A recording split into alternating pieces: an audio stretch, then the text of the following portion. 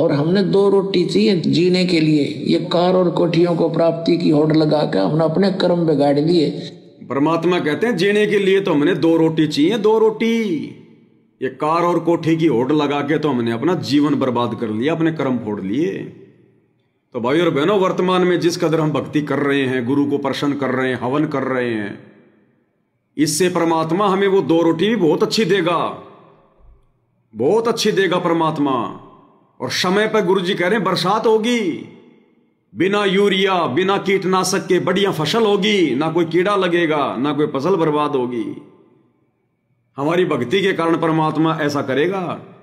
इसलिए दास बार बार कहता है कि ये दास तो भाई जिस दिन गुरु जी आ जाएंगे और दास की ये सेवा समाप्त हो जाएगी वीडियो वाडियो की, उस दिन दास तो कहीं जाके गांव में और अपना हल्की सी झोपड़ी बना के और अपना शांति से भक्ति करेंगे, अपनी खेती बाड़ी करेंगे, जैसे भी होगी।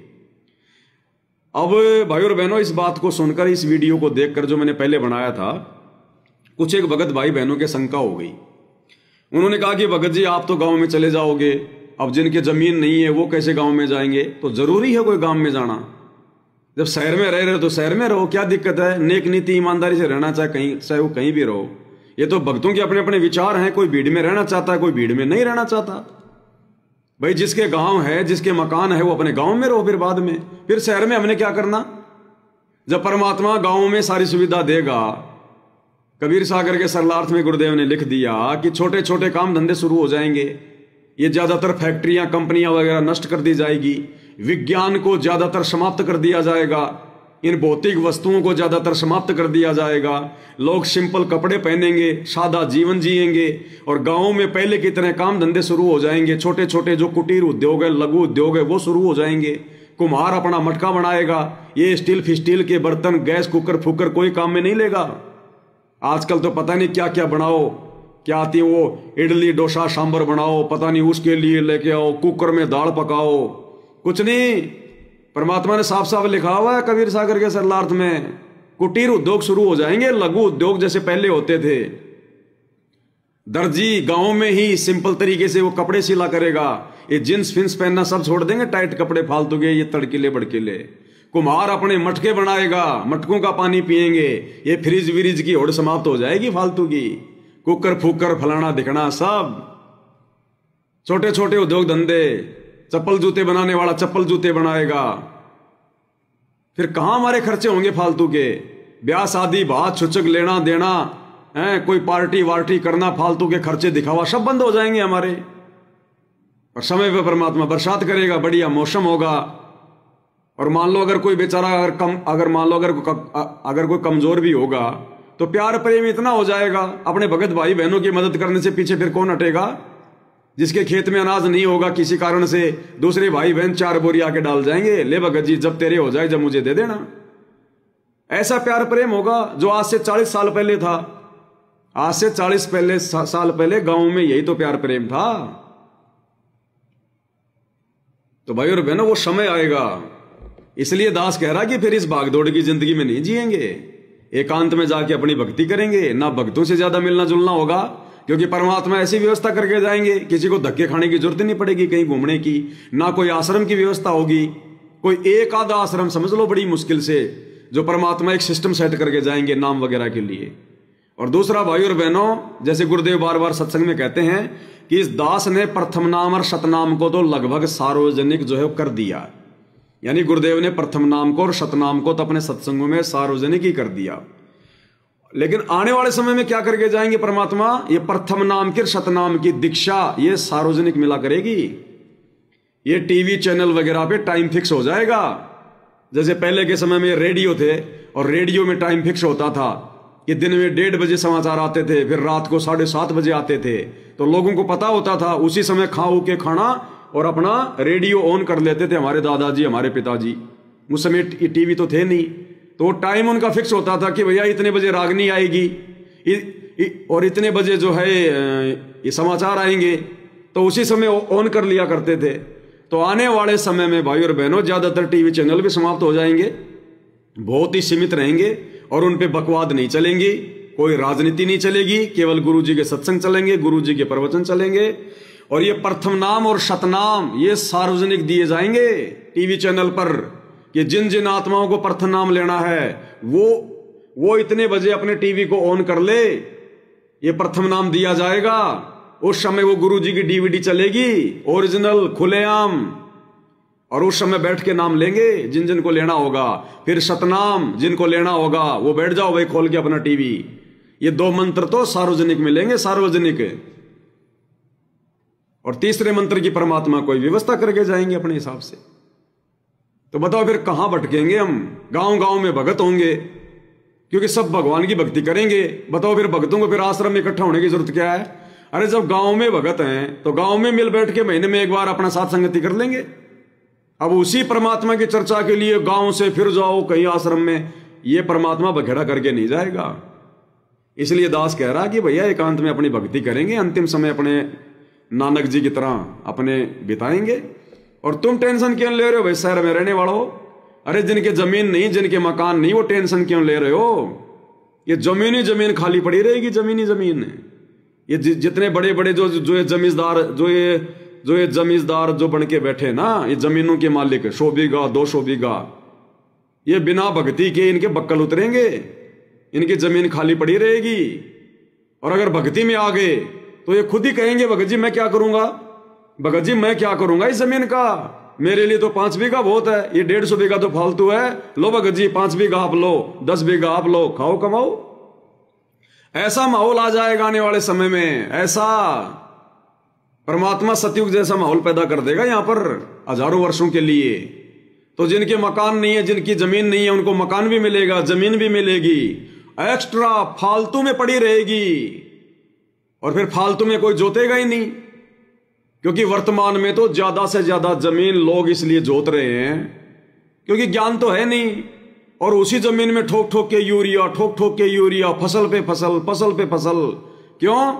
भौतिक इच्छाओं के कारण है। हमने गाड़ी भी उसी जमीन की पैदावार से लाना है, हमने ब्याह शादी भी उसी जमीन की पैदावार से करना है, बच्चों की पढ़ाई की फीस भी उसी जमीन की पैदावार से। इसलिए आदमी भाग रहा है दिन रात बैल और गधे की तरह। और आने वाले समय में कुछ नहीं होगा, सिंपल तरीके से सब कुछ। तो कोई भागदौड़ नहीं करेगा, आराम से खाली पड़ी रहेगी ये। बाकी खाली जानवरों के लिए, गाय भैंसों के लिए, पशुओं के लिए खाली पड़ी रहेगी। आदमी बहुत सीमित खेती करेगा और उसी में परमात्मा छप्पर फाड़ के दे देगा। तो जिन भाई बहनों के शहरों में मकान है, गांव में जमीन नहीं है, वो चिंता मत करो। लेकिन उम्मीद भी लगा कि मत बैठना, उम्मीद भी लगा कि मत बैठना कि मुझे भगत भाई देंगे इस प्रकार से। वो तो मालिक दिलवाएगा, ऑटोमेटिक परमात्मा ऐसी व्यवस्था करके जाएगा, ऐसा सतयुग जैसा माहौल पैदा करके जाएगा। जल्दबाजी में थोड़ी जाएगा सतलोक हमारे को बीच में छोड़ के, हर प्रकार से सेट करके जाएगा। अरे हम तो चले जाएंगे, जो मेरी जमीन हो फिर तुम पा लेना भाई, मेरे हिस्से में जो जमीन होगी जैसे भी मालिक दया करेंगे। हमने तो गुरु जी के रहते सहते जाना सतलोक, पीछे से तुम लोग जोत लेना भाई, अगर तुम्हारी दिक्कत हो रही है तो, अगर ज्यादा जमीन नहीं है तो कहने का मतलब है अभी तो समय है भाई और बहनों आगे का। अभी वर्तमान में भक्ति नहीं हो रही है, रियल में भक्ति नहीं हो रही है। और थोड़ी बहुत भक्ति कोई कर रहा है तो केवल सत्सेवक भाई बहन, बाकी वर्तमान में संगत भक्ति नहीं कर रही। और कहां से भक्ति कर लेगी जब भक्ति को करवाने वाला संघर्ष कर रहा है। अरे जो भक्ति करवाने के लिए सतलोक से चलकर आया है गुरुदेव भगवान, जब वो खुद ही संघर्ष कर रहे हैं, जेल में बैठे हैं, तो भगत क्या खाक भक्ति कर लेंगे? अरे भक्ति करवाने के लिए तो भगवान संघर्ष कर रहा है फिलहाल। आप और हमने उनके संघर्ष में सहयोग करना चाहिए। और हम भाग रहे हैं राजनेताओं की तरफ, स्टेडियम बनाने की तरफ, आरक्षणों में भाग रहे हैं, जबकि हमने अपने बाप का सहयोग करना चाहिए था, उनके मिशन को आगे बढ़ाना चाहिए था। और हम लोग हो गए काल के गुलाम, हम लोग हो गए दुनिया के गुलाम। तो इसलिए माहौल बिगड़ेगा, क्योंकि भगत ही नहीं समझ पा रहे। जगत तो कहां से समझेगा, भगत ही नहीं समझ रहे। इसलिए माहौल बिगड़ेगा भाई और बहनों एक बार। और ये माहौल बिगड़ेगा तब ये काल छटनी करेगा। जो अधर्मी आत्मा है, भक्ति के योग्य नहीं है, उनको काल ले जाएगा उठा के। ये जनसंख्या सीमित हो जाएगी, थोड़ी हो जाएगी, और फिर खाली पड़े रहेंगे तुम्हारे शहरों की बिल्डिंगें। इनके अंदर कबूतर अंडे देंगे। ये जो 10-10 मंजिल की, 20-20 मंजिल की लोगों ने जो बिना ज्ञान के बना के छोड़ दिए ना, ये अपने ये धंधे के लिए, इन महलों में भगत तो रहेंगे नहीं। भगत की तो आस्था ही खत्म हो जाएगी। भगत को तो पूरी कोई बिल्डिंग दे देगा तो भी थूकेगा उसकी तरफ है। इनके अंदर भाई और बहनों कबूतर अंडे देंगे, कबूतर अंडे। सब इस शहरों से बाहर निकल के भक्ति करना चाहेंगे अपनी सुख शांति से। 2 टाइम की रोटी भगवान देगा, भक्ति से देगा, और ऐसी दे देगा, कहां से व्यवस्था कर देगा परमात्मा, फिर कौन फंसेगा। इसलिए दास कह रहा था कि हमने तैयार होना है उसी हिसाब से, हमने उसी हिसाब से अपने आप को सेट करके चलना है। और जब वर्तमान में सेट होके चलेंगे तभी तो हमारी वैसे भाव बनेंगे। फिर हम ये सोच लें कि नहीं मैं तो आगे ऐसा रहूंगा, गुरुजी ने कह रखा कि मेरे को बढ़िया धन मिलेगा, बढ़िया पैसे हो जाएंगे, बढ़िया सुख मिलेंगे, फिर हम क्या खाक करेंगे फिर। अरे गुरु तो देगा लेकिन हमने लेना नहीं है। गुरु तो देगा लेकिन हमने हाथ जोड़ने, हमने नहीं लेना, क्योंकि फिर गुरु ने इस माया के अवगुण भी बता दिए। अरे आग को कोई अपने नजदीक आने देगा क्या? ये माया, ये संपत्ति तो आग है, आग। आग से तो हाथ जोड़े जाते हैं, भैया तू दूर रह रे, इसकी तो तपन भी बेकार है। हाथ अंदर चला गया तो क्या होगा? तो हाथ जोड़ेगा जो भगत होगा वो तो, कि गुरुजी नहीं, मालिक आपका तो विधान है, आप तो दोगे परमात्मा, लेकिन आपने मुझे जो ज्ञान दे दिया, फिर मेरी भी तो कोई जिम्मेदारी बनती है कि सुख के माथे पत्थर पड़े जो नाम हृदय से जाए, और बलिहारी उस दुख के ऊपर जो पल पल नाम रटाए। फिर ये भी तो वाणी बोल रखी है भगवान ने, और फिर ये भी कह रखा भगवान ने कि साईं इतना दीजिए जिसमें कुटुंब समाओ, और हम भी भूखे ना रहे, साधु ना भूखा जाए। बताओ फिर हम क्यों लेंगे? जो मूर्ख भगत होगा वो लेगा। तो भगवान तो देगा, वो देना भी हमारी वो परीक्षा होगी, वो देना भी हमारी वो परीक्षा होगी। जो है गुरुदेव के द्वारा आवश्यकता से ज्यादा धन देना भी आप और हमारी परीक्षा होगी। लेकिन हमने हाथ जोड़ लेना है कि गुरुजी बस परमात्मा दास तो इसी में सुख शांति से रह लेगा, बस आपका आशीर्वाद चाहिए, इससे बड़ी कोई संपत्ति कोई धन नहीं है मालिक, आप साथ हैं तो सब कुछ है परमात्मा।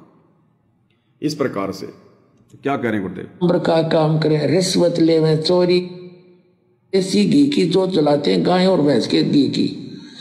और यहाँ भी हम प्रत्येक समागम पर हवन करते हैं, इससे उस ओजोन गैस को सहारा मिलेगा और वातावरण बहुत अच्छा बनेगा, इससे वर्षा होया करेगी और बहुत अच्छा माहौल फिर से होगा। और हमने 2 रोटी चाहिए जीने के लिए, ये कार और कोठियों को प्राप्ति की होड़ लगा कर हमने अपने कर्म बिगाड़ लिए। 2 नंबर का काम करें, रिश्वत ले में, चोरी करें, डाके मारे, कहाँ ले जाओगे? यही छोड़ जाओगे और पल्ला झाड़ कर जाओगे, केवल पापों की गठरी तुम्हारे साथ होगी। उससे बचने के लिए तरीका अपनाना पड़ेगा जो दास बताने जा रहा है। यहाँ भी सुखी होगे, सतलोक चले जाओगे, आपको आवश्यक वस्तु अवश्य मिलेंगी जो आपको आवश्यक होगी। आपको आवश्यक वस्तु अवश्य मिलेंगी, किनको? जो भगत होंगे, जो भक्ति करेंगे, जिनका टारगेट मोक्ष होगा। आवश्यक वस्तु परमात्मा उनको अवश्य देगा। फिर बताओ फिर फालतू में क्यों हम लोग मुझे फंसे? फालतू में क्यों हाय हाय करें? क्यों हम धन के बारे में सोचें कि मुझे गुरुजी धनी बनाएंगे, गुरुजी मुझे धन देंगे? वो गुरुजी है, परमात्मा है, सब देख रहा है हमारी सोच को, सब रोजाना वो पढ़ रहा है कि ये किस चीज को जो है टारगेट बना के जो है वो बैठे हुए हैं। तो हमने गुरु को नाराज थोड़ी करना है, हमने गुरु नाराज थोड़ी करना है भाई। जब गुरु देख लेगा कि ये तो कति अपने आप को मिट्टी समझ बैठा है, फिर परमात्मा संभालता है फिर भगत को। परमात्मा कहां से क्या व्यवस्था कर देगा उसका काम है, काम हमारा बिगड़ने नहीं देगा। फिर क्या आवश्यकता हमने उनसे जो है ज्यादा मांगने की? मांगना तो फिर वही चाहिए जो गुरु जी ने बता रखा है, भक्ति दान मोहि दीजियो देवन के देवा हो। भक्ति मांगो ना, भक्ति से सब कुछ मिलेगा। जाओगे, केवल पापों की गठरी तुम्हारे साथ होगी। उससे बचने के लिए तरीका अपनाना पड़ेगा जो दास बताने जा रहा है। यहाँ भी सुखी होगे, सतलोक चले जाओगे, आपको आवश्यक वस्तु अवश्य मिलेंगी जो आपको आवश्यक होगी। आपको घर बैठे दे देगा भगवान, लेकिन क्रिया तो करनी ही है, क्योंकि ये लोक क्रिया करने का है। पर नेक नीति से काम करते रहना और भक्ति को तय दिल से करते रहना, बेड़ा पार हो जाएगा।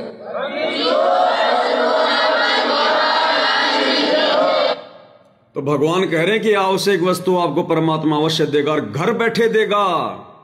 और फिर मालिक कह रहे हैं देखो काम धंधा तो थोड़ा बहुत करना ही पड़ेगा, फॉर्मेलिटी के लिए।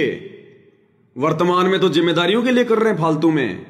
उस समय जब हमारी भक्ति बढ़ेगी वो समय आएगा, हम केवल फॉर्मेलिटी के लिए करेंगे। खेत में जाकर अपना बीज डाल के आ जाएंगे, बस। अब उस फसल को परिपक्व करना फिर परमात्मा का काम है। फिर तो हमने काटने के लिए जाना है, उसको काटने के लिए। ये चिंता ही नहीं रहेगी कि फसल को कोई चुरा ले जाएगा, कोई जानवर खा जाएगा। हमारा रक्षक भगवान बन के बैठ जाएगा। हमारा ध्यान तो भक्ति में रहेगा कि काल हमें ना ठग ले। और ऐसी फसल हुआ करेगी, ऐसी जबरदस्त फसल, जहां आज 1 बीघा में 2 क्विंटल गेहूं हो रहे हैं, उस समय परमात्मा 10-10 क्विंटल दे देगा, 10-10 क्विंटल। और खर्चे हमारे होंगे नहीं, भौतिक इच्छाओं की हमारे अंदर कोई लालसा नहीं होगी, लोक दिखावा नहीं होगा। फिर काहे के पैसे चाहिए हमें? फिर तो सिर्फ दाल रोटी, इससे ज्यादा कुछ नहीं। और ना कोई मर्यादा तुड़वाने वाला होगा, घर घर में भगत होंगे, जो मिलेगा वही परमात्मा की चर्चा करेगा, खुशी का माहौल होगा। अपना आराम से टाइम पास करेंगे, भगवान का भजन करेंगे और चले जाएंगे अपने। तो परमेश्वर ने बिल्कुल क्लियर कर दिया भाई और बहनों। ये 2 छोटे छोटे सत्संग आज ये दास की नजर में आए थे, क्योंकि भाई और बहनों रोजाना परमात्मा ने हमें क्या भक्ति की खीर खिलानी है वो परमात्मा दास को दे देते हैं रोजाना, कि भाई आज तुझे इस टॉपिक पे बोलना है, आज तुझे इस टॉपिक पे बोलना है। और बड़ी मुश्किल से मुझे परमात्मा 2 घंटे पहले प्रेरणा करते हैं। कोई सत्संग भी हाथ लगता तो 2 घंटे पहले, अन्यथा दास के पास तो है शॉर्ट वीडियो, लेकिन उनका तो भगवान नंबर ही नहीं आने दे रहा। दास जो सत्संग सुनता है रोजाना, उसी में से पॉइंट निकल के आ जाते हैं। अब ये वही सत्संग है जो आपने सुने आज। ये दास ने आज ही सत्संग सुने थे। ये परमात्मा ने अभी शाम को संध्या आरती के बाद में इनकी कटिंग करवाई है, आधा घंटे पहले, और अब परमेश्वर ने 3 घंटे का वीडियो बनवा दिया। तो भाई और बहनों, गुरुदेव के सत्संगों में अथाह ज्ञान छुपा हुआ है, अथाह भेद ही भेद है, संकेत ही संकेत है। बस हमने थोड़ा सोचना है कि गुरुजी इन सत्संगों के माध्यम से हमें समझाना क्या चाहते हैं, हमें कहना क्या चाहते हैं। और वो भी हम नहीं कर पा रहे थे, क्योंकि हम ठहरे 2 कोटि के जीव सारे के सारे। इसलिए फिर भगवान ने साध संगतियां शुरू करवाई। ये साध संगतियों के माध्यम से ये भेद निकल के आएगा। साध संगत से भेद जो पाया, सतगुरु रामपाल जी परमेश्वर जी ने सफल बनाया। यानी गुरुदेव भगवान के आशीर्वाद से अब साध संगतियों के माध्यम से रोजाना आप और हमारा चिंतन मनन हो रहा है, ताकि इस ज्ञान की और भगवान की भूल ना पड़े। ये आप और हमारे ऊपर महा उपकार है, गुरुदेव का महा उपकार। ये उन आश्रम वाले भाई बहनों को देख लो आप, काल सुनने नहीं दे रहा वीडियो, साध संगति के वीडियो सुनने नहीं दे रहा, डरा रखा है भयंकर तरीके से कि नाम खंड हो जाएगा। जबकि उधर काल उनसे राजनीति करवा रहा है, उससे नाम खंड नहीं हो रहा। परशुराम की जयंती में ले जा रहा है, उससे नाम खंड नहीं हो रहा। गुंडों को, उन कुपात्रों को, उन जो है वो आरक्षण वालों को ज्योति पाठ और दान का पैसा दे रहे हैं, इनका पैसा जो है वो बर्बाद हो रहा है, राजनीति में लग रहा है, उससे इनकी मर्यादा खंड नहीं करवा रहा काल है। बस पवन दास के अगर वीडियो देख लिए तो नाम खंड हो जाएगा, डरा रखा भयंकर तरीके से। तो ये बहुत भयंकर काल का जाल है, इन आश्रम वालों को बांध रखा है काल ने। इसलिए आप और हमारा सौभाग्य, हमसे परमात्मा रोज घंटे 2 घंटे 3 घंटे की साथ संगति करवा रहे हैं। रोज हमारे अंदर वो भावना जो है वो बनी रहती है भक्ति की, गुरु जी के प्रति श्रद्धा बनी रहती है। हम लोग डगमग नहीं हो रहे, अन्यथा उधर जाके देखो मर्यादा में कोई है नहीं, वो भक्ति कर रहे हैं नहीं कर रहे हैं कुछ पता नहीं है, बस फॉर्मेलिटी के भगत बन के घूम रहे हैं। तो इसके लिए भी जितना हम गुरुदेव भगवान का धन्यवाद करें उतना कम है भाई और बहनों।